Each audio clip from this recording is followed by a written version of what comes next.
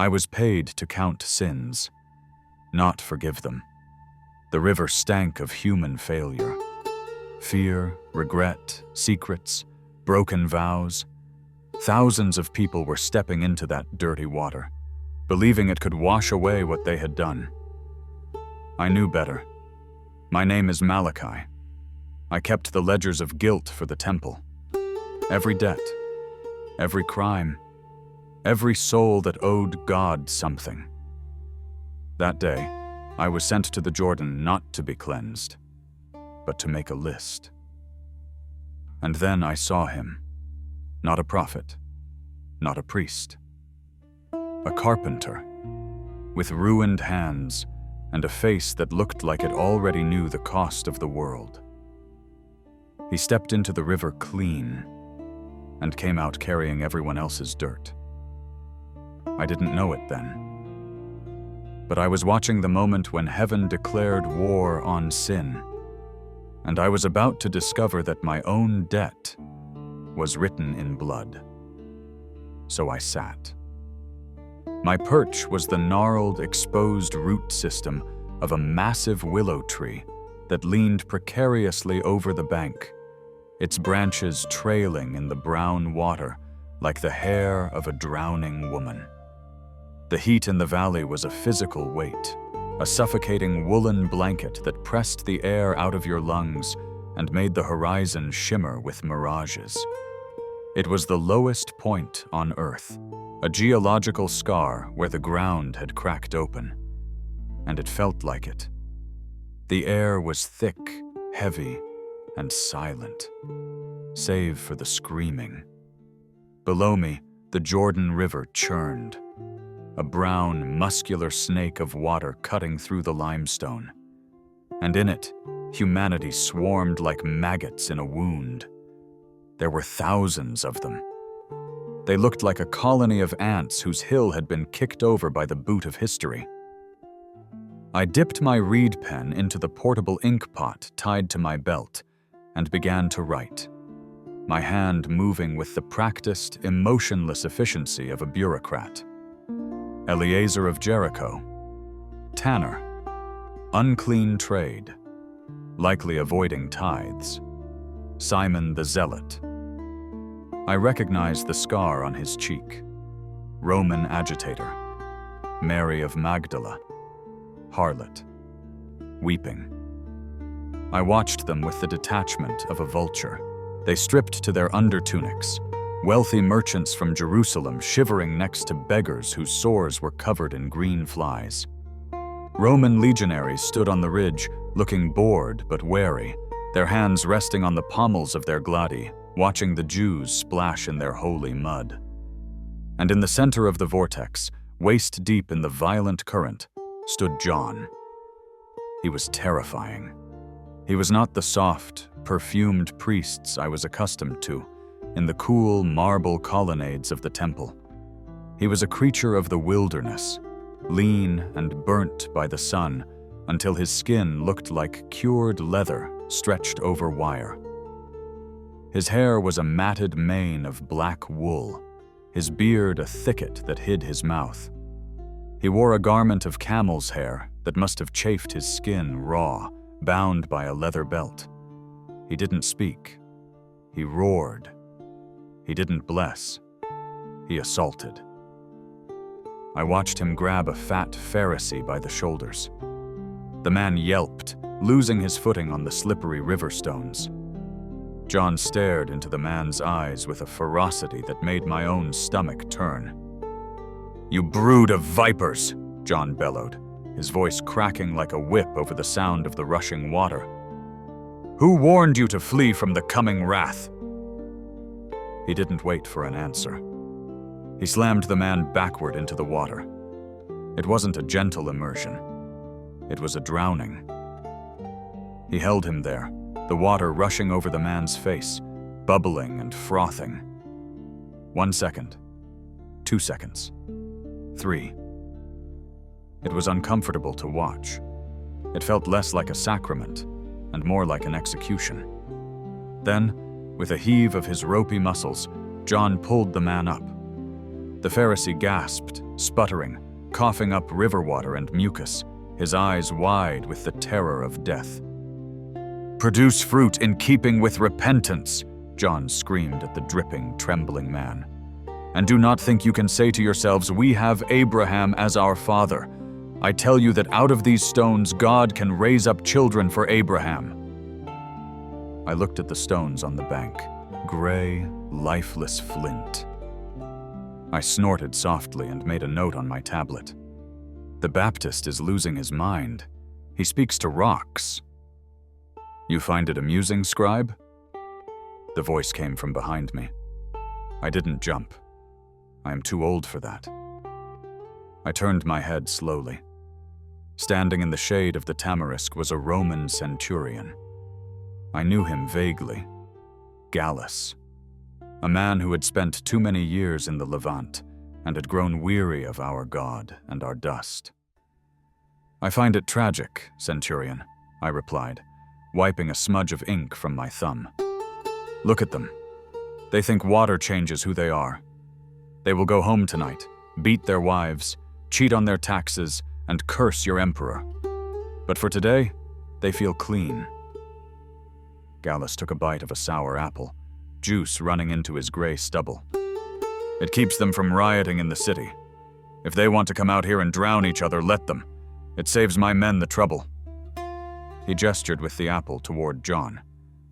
"But that one, he is dangerous. He doesn't want their money. He wants their souls. A man who cannot be bought is a man who must eventually be killed." "Herod Antipas is already nervous," I said, looking back at the river. "The Baptist criticized his marriage. One does not critique the bedroom habits of a tetrarch and live long." "Write your names, Malachi," Gallus said, spitting a seed into the dirt. "We are all just writing names on a list until our own comes up." I turned back to my work. The sun began to dip toward the Judean hills, turning the sky a bruised purple. The shadows stretched across the valley, long and distorted fingers reaching for the eastern bank. The air grew slightly cooler, but heavier, charged with an electricity I couldn't explain. It was the feeling you get before a thunderstorm, when the pressure drops and your ears pop. But there were no clouds. Then, the rhythm changed. It wasn't a sound. It was a silence. The line of penitents, which had stretched for a mile along the muddy bank, suddenly parted. It wasn't out of fear, like when a Roman patrol marched through. It was out of confusion. A ripple of whispers moved through the crowd like wind through wheat. A man was walking down the bank. I looked up from my tablet, annoyed by the interruption in the flow. He was unremarkable. If you passed him in the crowded market of Sepphoris, you would not turn your head. He wore the common, undyed tunic of a laborer. The dust of the road settled deep in the creases of the fabric. He was of average height, his beard trimmed but dusty, his hands swinging at his sides. But as he drew closer, passing beneath my vantage point on the route, I saw his hands. They were not the soft hands of a scholar or the grasping hands of a merchant. They were destroyed, calloused, scarred, with permanently stained nail beds and muscles formed by gripping adzes and hammers, stone and wood, a tecton, a builder. He walked with a strange economy of motion, conserving energy like a man who has walked a very long way. He did not have the wild, manic energy of the zealots, nor the polished, performative arrogance of the Pharisees. He simply was. He stopped at the water's edge. I squinted. The setting sun was behind him, casting his face in shadow. But something about the set of his shoulders, the way he held his head, it triggered a memory. A cold spike of recognition drove itself into my gut. I knew him. My mind raced backward, flipping through the mental pages of my own ledger, past the last few years of comfortable corruption in Jerusalem, back to the lean, hungry years when I was a junior tax collector for the District of Galilee. Nazareth, 15 years ago. I remembered the village, a pit of obscure poverty clinging to a rocky hillside. I had been sent to collect arrears from a family whose patriarch had died, leaving the sons with debts they couldn't possibly pay. I remembered the smell of sawdust and cedar. I remembered standing in the doorway of a small workshop, holding a tablet just like the one I held now. I had been ruthless.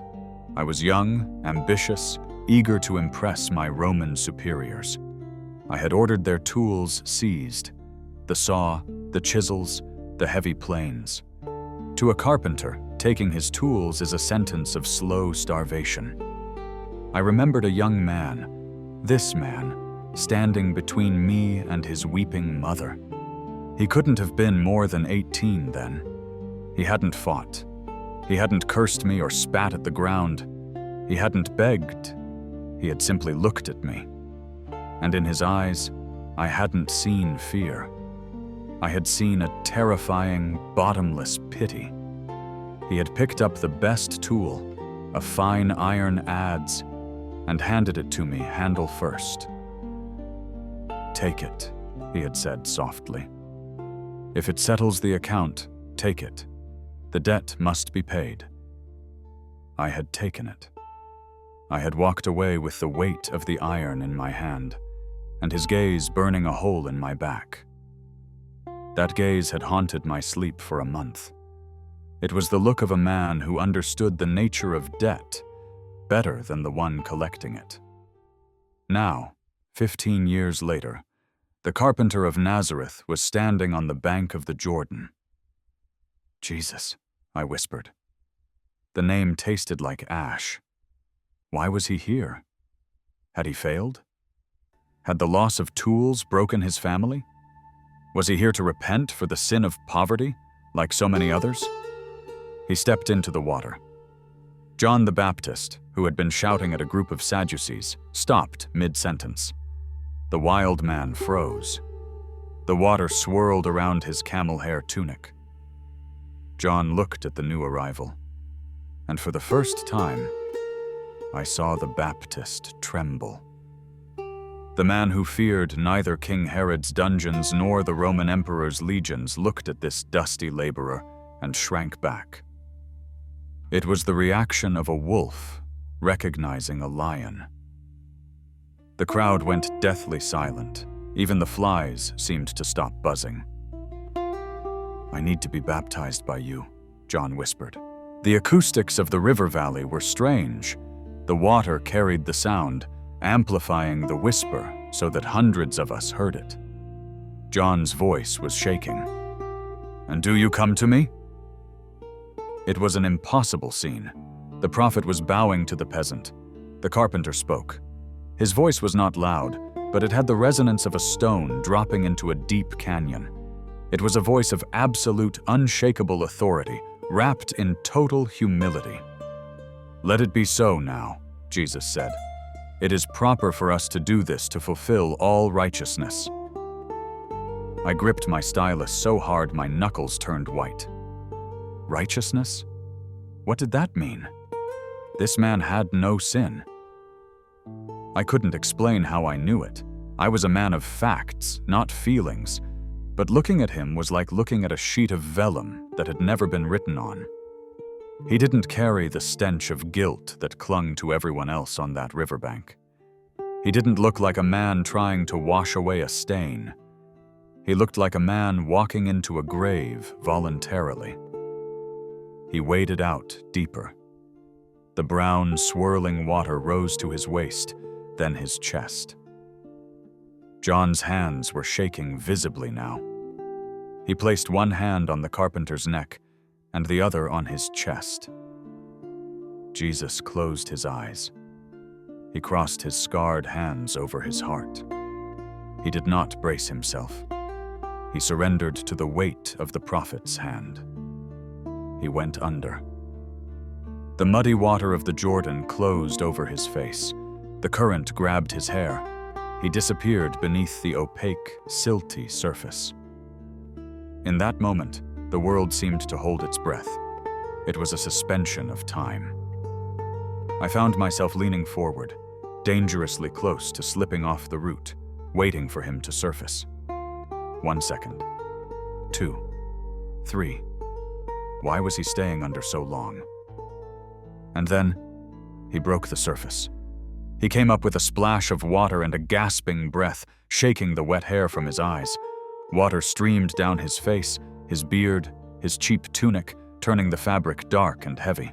He stood there, dripping, shivering in the cooling air, looking small and human and vulnerable. And then the physics of the world broke. I do not use that phrase poetically. I am a scribe. I deal in reality. I know that the sky is a dome and the sun is a lamp. But what happened next did not fit into the ledger of the known world. The sky did not merely part with clouds. It tore. It was a violent, silent fissure, a sudden exposure of a reality that lay behind the veil of the visible world. It was as if a curtain in the temple had been ripped from top to bottom, but the curtain was the blue firmament itself. Light did not shine down. It poured. It was heavy, liquid light. Thick, palpable. It had weight. It cascaded down from the rift in the zenith, a column of iridescent brilliance that made the noon sun look like a dying candle. It didn't blind. It clarified. For a heartbeat, the muddy river looked like molten gold. The sweat on the crowd looked like diamonds. The dirt on the banks looked like stardust. And something descended. The scrolls say, like a dove, but that is a metaphor for people who have no vocabulary for the divine. It was a movement of pure grace, a spiraling descent of peace that was so heavy, so absolute, it forced the air out of the valley. It wasn't a bird. It was the living breath of creation, condensing into a visible form. It settled on him, on the wet, shivering carpenter. And then, the voice. It was not a thunderclap. Thunder is external. It strikes the eardrums. This voice originated from the marrow of my bones. It resonated in the fillings of my teeth, in the ink in my pot, in the limestone bedrock beneath my feet. It was a sound that made every atom of the universe vibrate in sympathy, a frequency that was both terrifyingly loud and intimately quiet. This is my son, whom I love. With him, I am well pleased. The sound drove me into the dirt. I didn't kneel out of piety. I fell because my legs simply ceased to function. The centurion, Gallus, dropped his apple and staggered back against the tamarisk tree, his face the color of old ash. Then, it was gone. The sky sealed shut with a snap that was felt rather than heard. The light faded to the normal, dying amber of a desert sunset.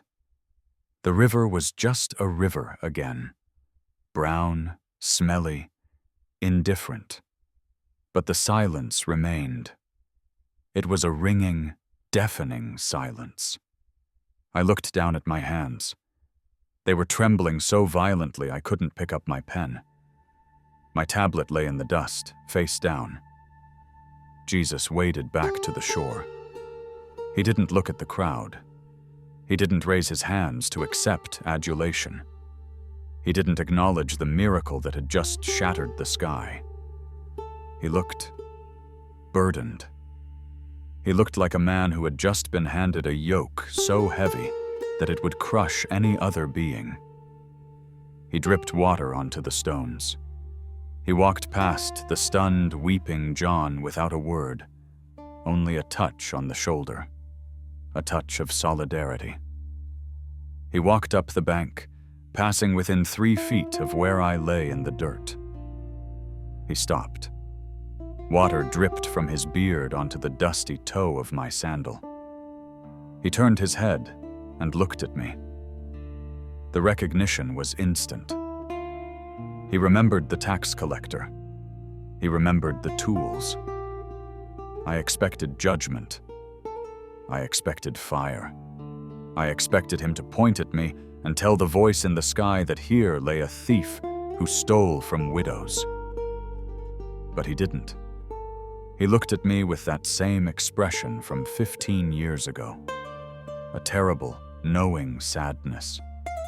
A recognition that I was trapped in my own ledger, drowning in my own ink. He nodded once, a microscopic gesture. Then he turned and began to walk away from the river. He didn't turn toward the road to Galilee. He turned east, toward the wilderness, toward the barren, scorched rocks of the Jeshimon, where only scorpions, jackals, and madness reside. "Where is he going?" Gallus whispered, his voice raspy. "There is no food out there. No water. Only death." John the Baptist was standing in the river, tears streaming down his face, mixing with the Jordan. He pointed a shaking finger at the retreating, solitary figure. "Behold," John whispered, his voice broken, "the Lamb of God, who takes away the sin of the world." I sat there for a long time as the twilight turned to night. The crowd began to disperse, whispering, terrified, exhilarated. They were already turning the event into a story, smoothing out the terror, making it palatable for their children. We saw a light. We heard thunder. But I sat with my ledger. I picked it up. I looked at the list of names I had written. Eliezer, Simon, Mary. I looked at the blank space at the bottom of the scroll. I dipped my pen into the ink. My hand hovered over the parchment. I should write his name, Jesus of Nazareth, carpenter, possible Messiah, affirmed by atmospheric anomaly. It was my job. It was my duty to the high priest. But I couldn't do it. I looked at the ink on the tip of the reed. It looked black and poisonous. I remembered the tools. I remembered the debt he had paid for his father. And I realized, with a cold dread, that the debt he had just accepted in the water was infinitely larger. He hadn't washed away his sins. He had absorbed ours.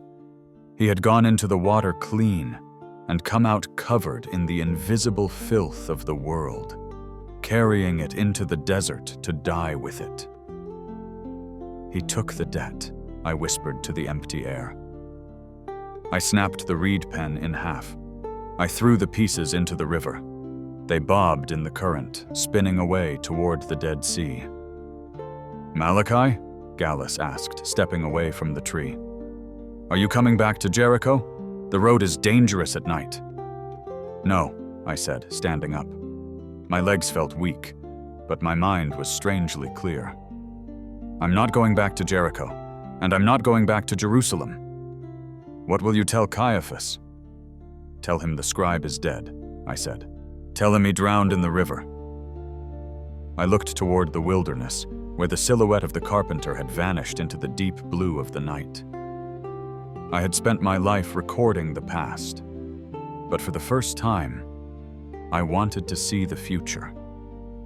I tightened my belt, grabbed my water skin, and stepped onto the path that led away from the comforts of the city, toward the silence and the rocks. I was not a disciple. I was not a believer. I was a man who wanted to see if the lamb could survive the wolves. I began to walk into the dark. The wilderness of Judea is not a place. It is a weapon.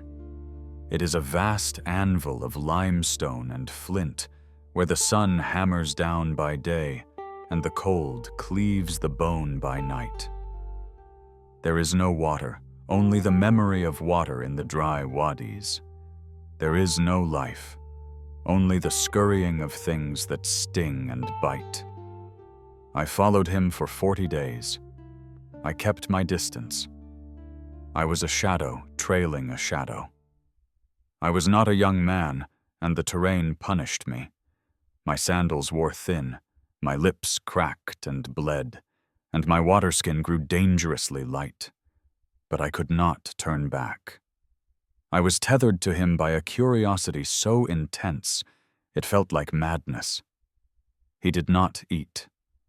I watched from the ridges as he sat in the caves or walked the barren plateaus.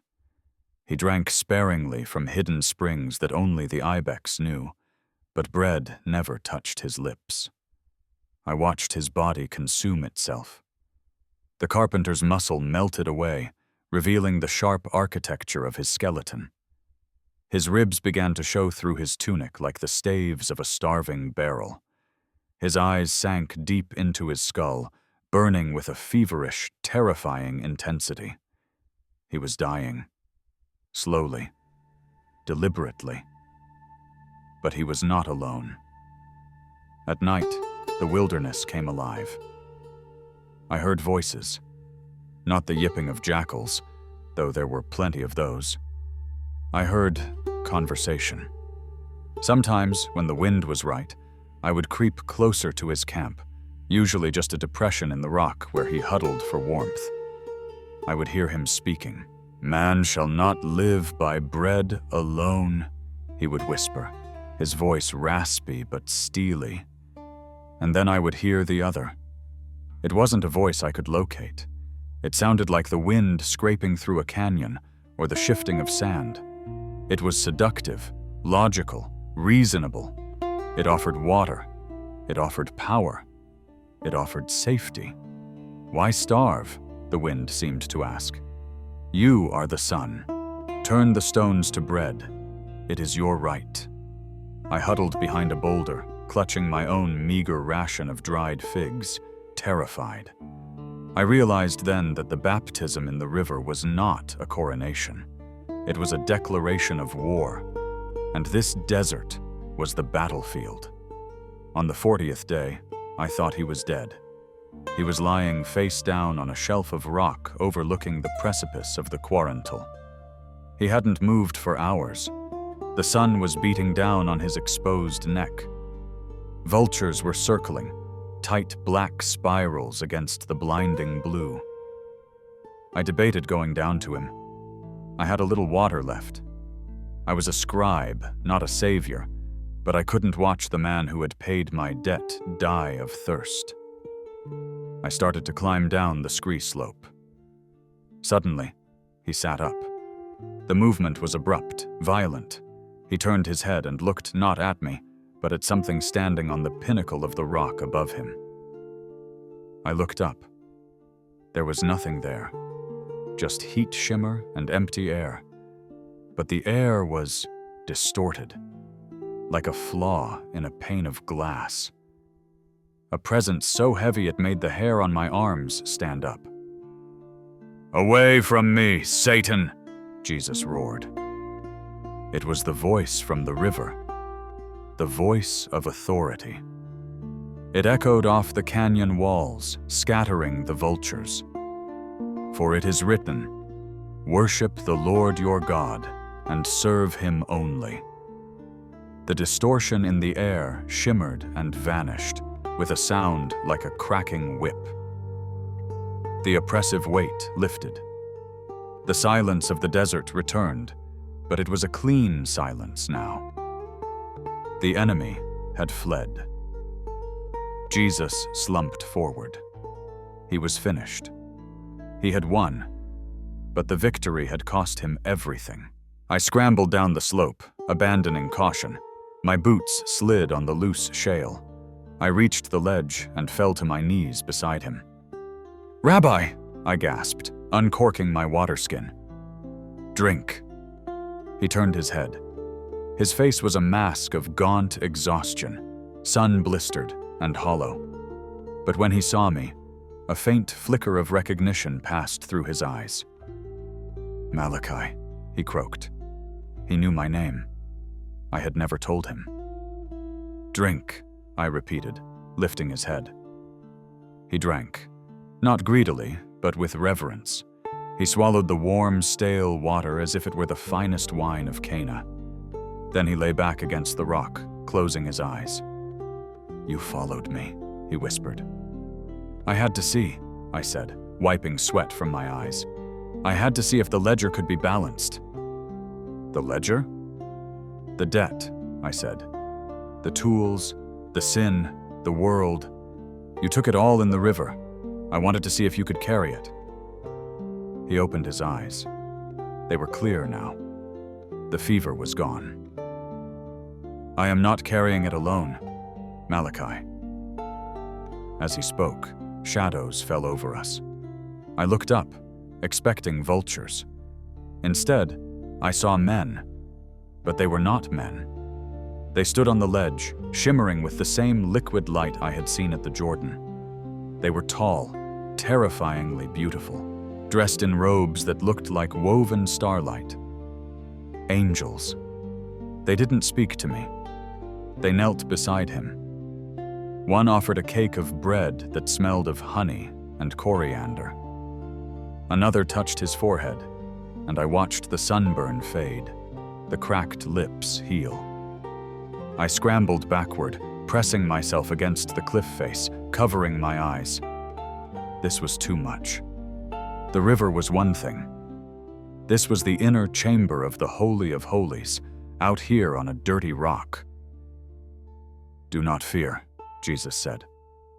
His voice was stronger now. I peered through my fingers. The light faded. The figures were gone. Jesus was sitting up, eating the bread. He looked restored, not just healed, but hardened. The soft carpenter was gone. In his place was a king who had wrestled with the dark and won. He stood up. He brushed the dust from his tunic. "It is time to go back," he said. "Back?" I asked. "To Jerusalem?" "To Galilee," he said. "The work begins."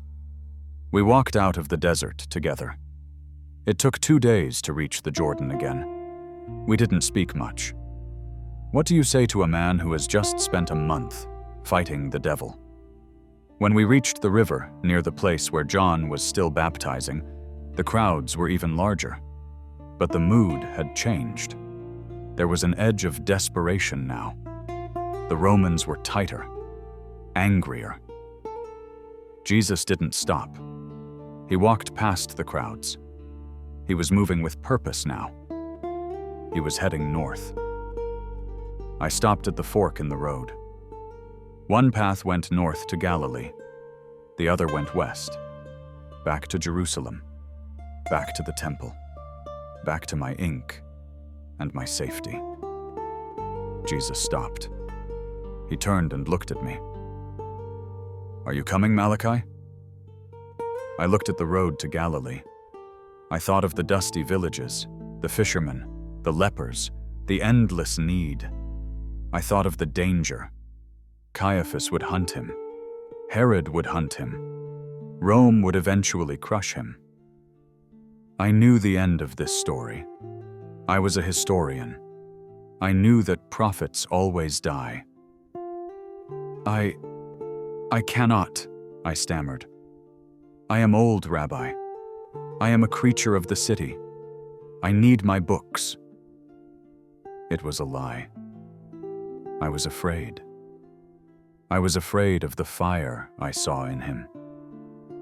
I was afraid that if I stayed too close, I would burn up. Jesus looked at me. He didn't judge. He didn't plead. "You are a scribe," he said softly. "You write down what men owe." "Yes." "Then write this down," he said. "The debt is paid. But the receipt, is written in blood. Do not be afraid when you see it." He turned and walked away. I watched him go until he disappeared into the heat haze of the valley. 3 years later, I sat in my office in the temple treasury.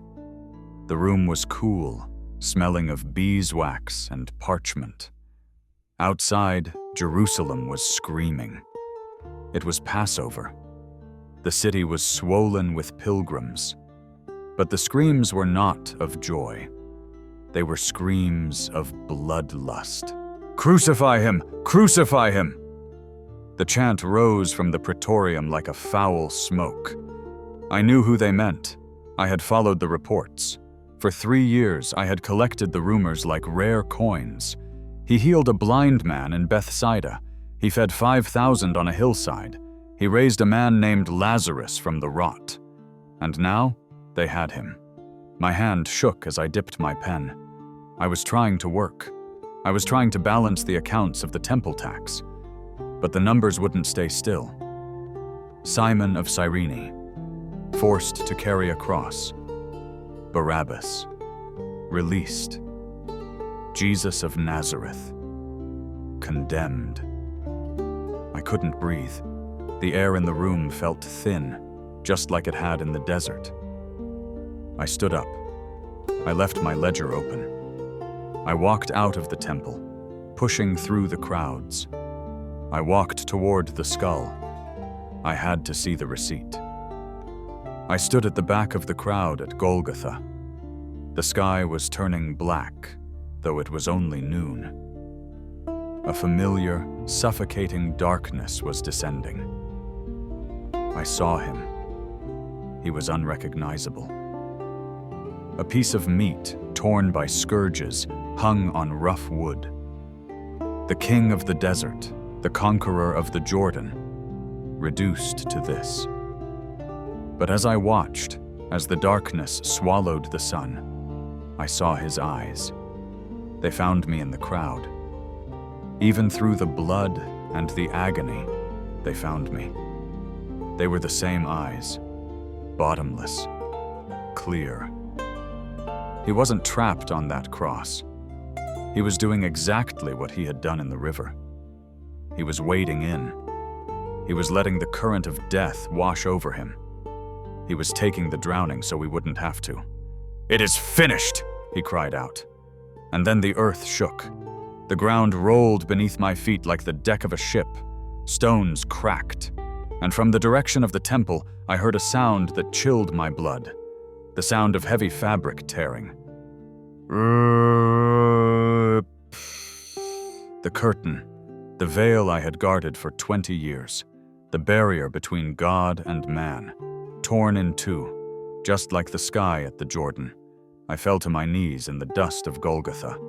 I was weeping, not out of grief, but out of relief. A terrible, crushing relief. I understood now. The ledger. I pulled my small travel scroll from my tunic, the one I had carried since that day at the river, the one with the blank space at the bottom. I took a piece of charcoal from a dead fire nearby. I didn't write his name. I wrote mine, Malachi ben Azar, and then, across it, I drew a single, thick line. Paid. I left the scroll there, pinned under a rock at the foot of the cross, buried in the dust that was soaking up the blood of God. I turned and walked away from the city of death. I didn't know where I would go. Maybe back to the desert, maybe to Galilee to find the fishermen he loved. But I knew one thing. I was no longer a keeper of debts. I was a free man, and the river of forgiveness, finally, smelled sweet.